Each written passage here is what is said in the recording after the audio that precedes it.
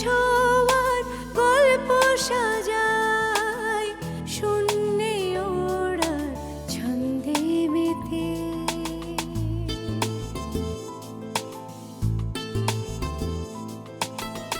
আকাশে যে অসীমের ঠিকানায় সে যেন শুধু দৃশ্য সাজায়। যত গল্প ধাঁধায় হাত বাড়ালে বুঝি কেউ নেই, আকাশ ছোঁয়ার গল্প সাজায় শূন্যে ওড়া ছন্দে মেতে।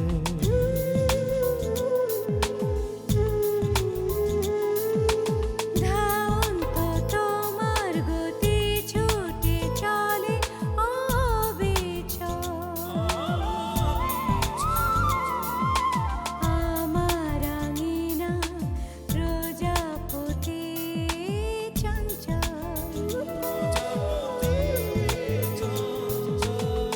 উড়ে উড়ে যায় কত অলি গলি অবিরত। যত কল্প ধাঁধায় মন বাড়ালে বুঝি কেউ নেই। আকাশে ছোঁয়ার গল্প সাজাই শূন্যে ওড়ার ছন্দে মেতে।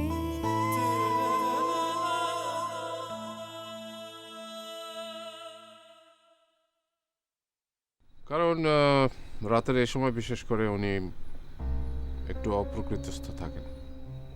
বাহ, সেম প্রবলেম। এই পুরুষগুলোর জন্য না এই দেশটা উচ্ছন্নে যাবে। এখনই যদি শ্যামলের উপর আঘাত আনে তাহলে সব কর্মচারী বিগড়ে যাবে। আর ওই আসলাম এ বাগানের সাধারণ একজন শ্রমিক।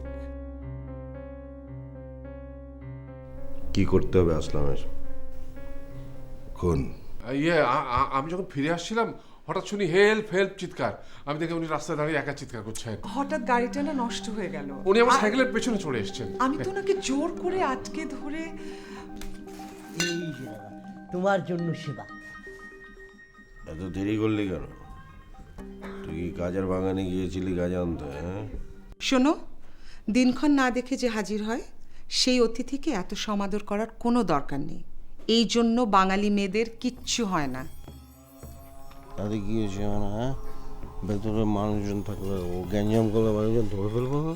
শোন শোন শোন, তুই এক কাজ কর, হ্যাঁ, আসলামকে কোন রকম বাড়ির ভেতর থেকে বাইরে নিয়ে দক্ষিণের বাগানে নিয়ে আসবি, ঠিক আছে? আর আমি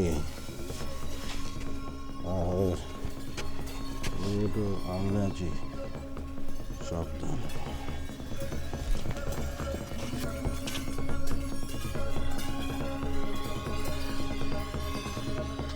আসলাম ভাই, আসলাম ভাই, আসলাম ভাই, আমরা শ্রমিক।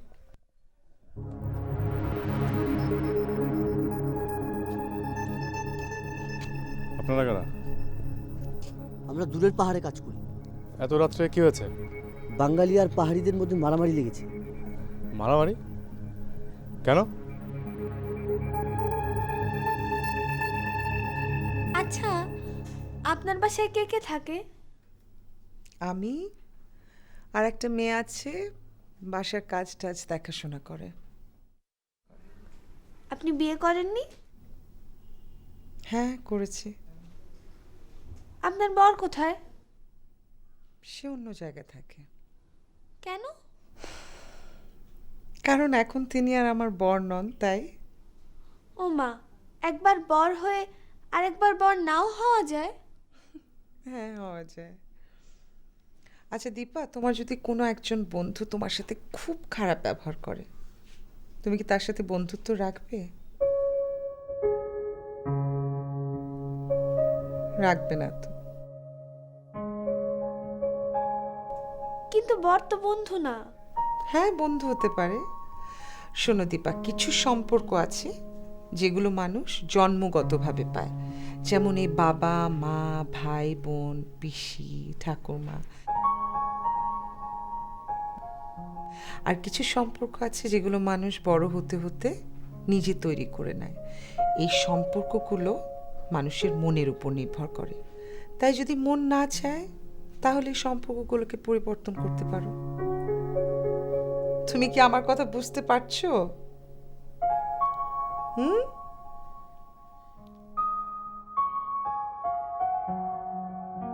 ভাই এত কথা বলার সময় নেই, আপনি তাড়াতাড়ি আমাদের সাথে চলুন। কিন্তু আমি তো আপনাদেরকে চিনি না। কিন্তু আমরা তো আপনাকে চিনি, আপনি তো আমাদের নেতা, তাই তো আপনার কাছে ছুটে আসা। ঠিক আছে, চলো।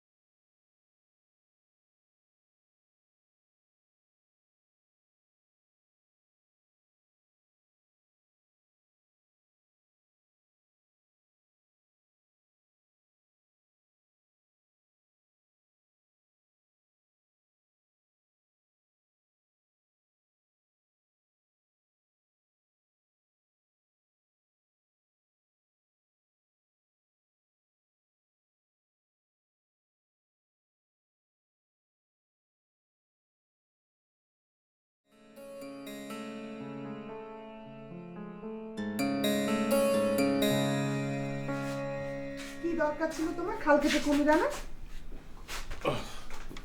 আমার আর কিছু করার ছিল না। দরজায় কান পেতে শুনলাম কি যাতা বলছে দীপাকে। তুমি না, চুপ কর। একে তো অপরিচিত মহিলা, তারপর অদ্ভুত আচরণ। কি বা বলবেন উনি দীপাকে? উনি ওনার স্বামীর সঙ্গে থাকেন না, এটা দীপাকে বলার কি দরকার ছিল? মন না চাইলে সম্পর্ক ভেঙে যায়, এসব কুশিক্ষা ওইটুকু বাচ্চাকে না দিলেই না। দীপা একটা বাচ্চা মেয়ে, কাল সকালে সব ভুলে যাবে। তোমার কপালেই জোটে, এই বাগানে এমন কেউ তোমার মতো নেই যে চেনে না জানে না একটা অপরিচিত মহিলাকে সাইকেলের পেছনে চড়িয়ে বাড়িতে নিয়ে চলে এলো। শুয়ে পড়ো, রাত হয়েছে। আমি এখন ঘুমোবো, আমার সকালে কাজ আছে। ঘুমাও তুমি, আমার ঘুম আসবে না। সারা রাত জেগে বসে থাকতে হবে। কেন জেগে বসে থাকতে হবে? কেন আবার? সকালে উঠে যদি দেখি বাড়ি সাফ করে সব কিছু নিয়ে চলে গেছে, ঘটনাটা আমি কাউকে বলতে পারবো নাকি তুমি নিয়ে এসছো বলে আমাকে বিশ্বাস করতে হবে? অনু মহিলার শিক্ষকতা করেন। সে তো তিনি বলেছেন, অমন স্বামীর সঙ্গে ঘর না করা, গায়ে পড়ে কথা বলা। আসলে যে মহিলা কি কে জানে। ঠিক আছে, তুমি পাহারা দাও, আমার সকালে কাজ আছে। আমি ঘুমলাম। পুরুষ মানুষ সাধে বলে? কোথাকার কোন অচেনা মহিলা এসেছে আমাকে আমার স্বামীকে চেনাতে। আমার নাকি আমার স্বামীর জন্য গর্বিত হতে হবে। ফাজলা।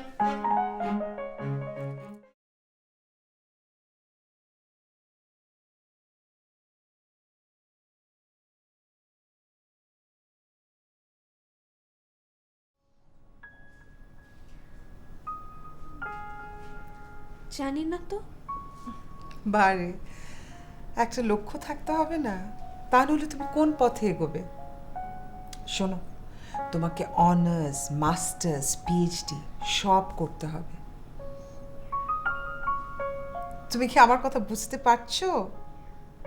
তা না হলে তো নিজের পায়ে দাঁড়াতে পারবে না। আর প্রত্যেক মেয়ের উচিত নিজের পায়ে দাঁড়ানো। কেন? কেন? আচ্ছা, তোমার মা ঠাকুরমা খুব ভালো মানুষ না? ধরো একদিন তোমার বাবা রাগ করে বাজার করলেন না, তখন তোমরা কি খাবে আর ওনারা নিজেরাই কি খাবেন? খাওয়া তো হবেই না। ঠিক, কিন্তু আজকে যদি ওনারা শিক্ষিত হতো, ওনারা রোজগার করে টাকা আয় করতো, কারোর দয়ার উপর নির্ভর করতে হতো না। ঠিক আছে? এই যে আমাকে দেখো, আমি ইউনিভার্সিটিতে পড়াই, মাইনে পাই, ইচ্ছে মতো খরচ করি, আমার একটা গাড়ি আছে, যখন ইচ্ছে করে বেড়াতে যাই। আমার তো কারো দয়ায় বাঁচতে হয় না। এটা ভালো না? তাহলে তোমাকে নিজের পায়ে দাঁড়াতে হবে, আমার মতো হতে হবে। শোনো, আমি কাল সকালে তোমাকে একটা ঠিকানা লিখে দিয়ে যাব। তোমার কাজ হচ্ছে প্রতি মাসে আমাকে একটা করে চিঠি লেখা। লিখবে তো? Thank you.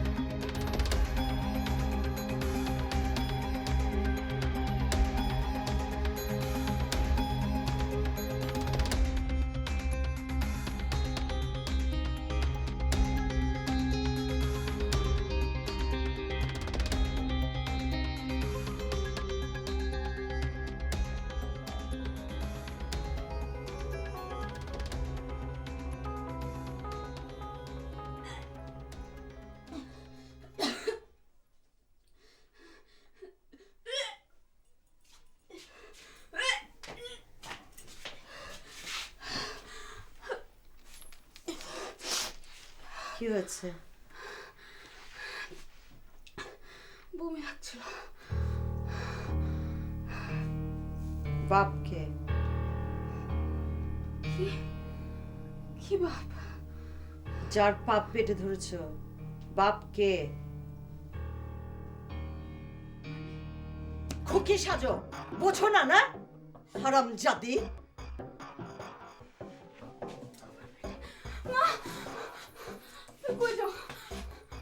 নাগরের বাড়ি, সে তো একটা ভাতাই না। আমি তার বাপের কাছে যাব, বিচার চাইবো। আমাকে থামাবি না, আজই বিচার চাইবো। হ্যাঁ, হরিদাস না আমাকে ঘৃণা করে, আমি ওর মুখে চুনকালি মাখাবো। ছাড় আমাকে।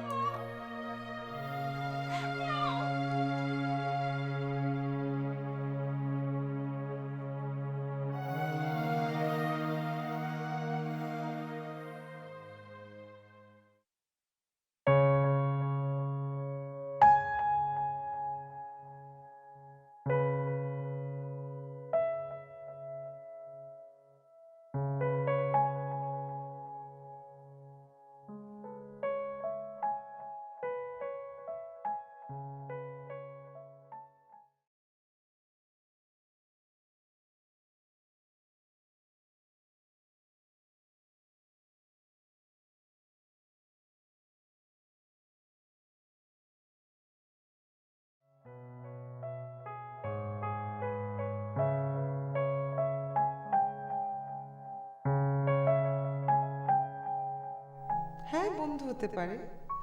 শোনো দীপা, কিছু সম্পর্ক আছে যেগুলো মানুষ জন্মগতভাবে পায়, যেমন এই বাবা মা, ভাই বোন, পিসি, ঠাকুমা। আর কিছু সম্পর্ক আছে যেগুলো মানুষ বড় হতে হতে নিজে তৈরি করে নেয়। এই সম্পর্কগুলো মানুষের মনের উপর নির্ভর করে। তাই যদি মন না চায় তাহলে সম্পর্কগুলোকে পরিবর্তন করতে পারো। তুমি কি আমার কথা বুঝতে পারছো?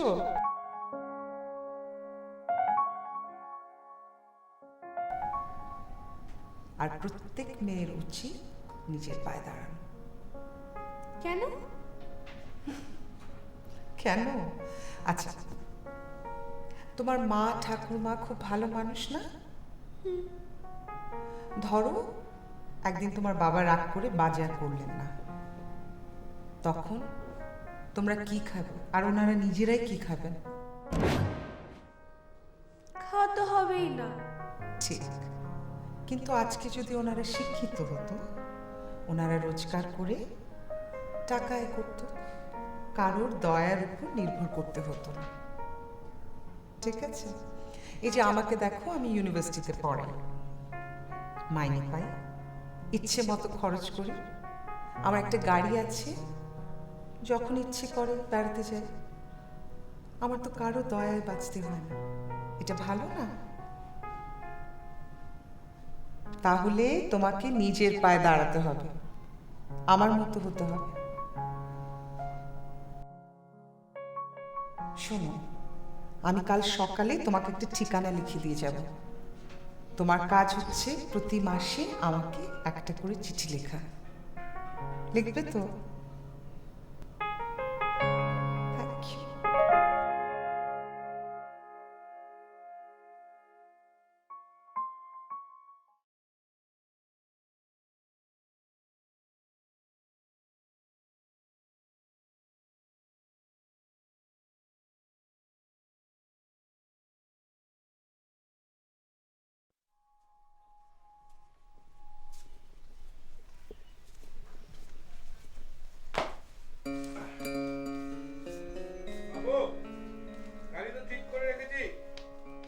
শোন, গাড়ি যেখানে ছিল সেখানে রেখে দিতে বল, আমি খবর পাঠিয়েছি, উনি এক্ষুনি আসছেন।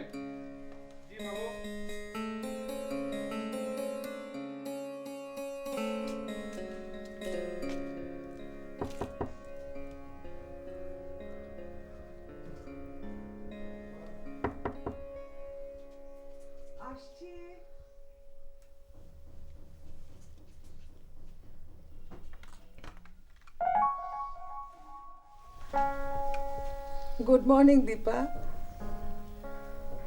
কে গুড মর্নিং বললে তাকে পাল্টা শুভেচ্ছা জানাতে হয়। বলো গুড মর্নিং। Good morning. বাবা আপনার সাথে কথা বলতে চাচ্ছে। তাই নাকি? আচ্ছা তুমি একটু ওয়েট করো, আমি তাড়াতাড়ি রেডি হয়ে তোমাকে ডাকছি।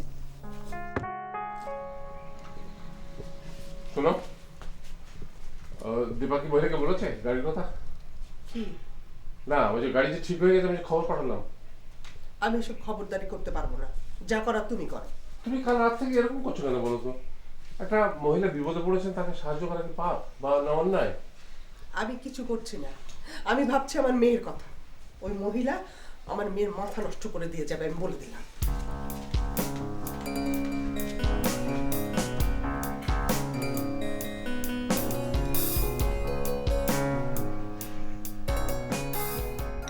চুপ, একদম চুপ। তোমার মতো নষ্টামের কোনো কথা আমি বিশ্বাস করি না। বেরিয়ে যাও। সকাল সকাল আমার ঘরে কলঙ্ক লেপতে এসছো। আমার কথা বিশ্বাস হয় না? না। তুই নিজে একটা কলঙ্কিনী। তোর মেয়ে কোথায় না কোথায় কি করেছে সেই দোষ তুই আমার ছেলের ঘরে চাপাতে চাস? বেরিয়ে যা। না, যাব না। আগে তোর সুপুত্র শ্যামলকে ডাক এখানে, ওর কাছ থেকে শুনি। ও ঘরে নেই। কোথায় গেছে? পালিয়েছে? না, পালায়নি, শহরে গেছে চাকরি খুঁজতে। কখন ফিরবে? তা দিয়ে তোর দরকার কি? শ্যামল ফিরলেও যা, না ফিরলেও তা। তোর কথার আমরা কোনো বিশ্বাস করি না। কেন বিশ্বাস করো না? ম্যানেজারের সাথে সম্পর্ক রাখি সেই জন্য? আমার স্বামী জুয়ারি, আমার পেট চলে না, সেই জন্য আমি ম্যানেজারের সাথে সম্পর্ক রাখি। কই, ম্যানেজারকে তো ঘেন্না করো না, তার কথা মতো লেজ না চাও। সব ঘেন্না মেয়েদের বেলায় না? এ কেমন বিচার তোমাদের? আমি এসব কিচ্ছু শুনতে চাই না। তুমি এই বাজে মহিলাটাকে ঘাট ধরে বের করে দিচ্ছ না কেন? থামো লক্ষ্মী, থামো। আমি চলে যাচ্ছি। আমি তোমার সুখের সংসারে আগুন জ্বালাতে আসিনি। কিন্তু তোমরা জেনে রেখো, আমার ললিতার জন্য তোমার শ্যামলের চেয়ে অনেক বেশি যোগ্য ছেলেকে আমি খুঁজে বের করতে পারবো। কিন্তু আমি তা করব না, কারণ আমি জানি আমার মেয়েটা তোমার ছেলেকে ভালোবাসে। প্রেম ভালোবাসা যে কত ঠুনকো ব্যাপার মেয়েটা সেটা বোঝে না। এই ছোট্ট ব্যাপারটা নিয়ে তোমাদের সঙ্গে যুদ্ধ করতে এসেছিলাম। কতজনাই তো বটতলায় জামা কাপড় খুলে ঐক্য আর মিলনের গান গায়, বিচারের কথা বলে, কিন্তু তাদের জামাই তো গু লেগে আছে। গু। থু! থু! শোন, আমি নিজে ললিতার সঙ্গে কথা বলবো।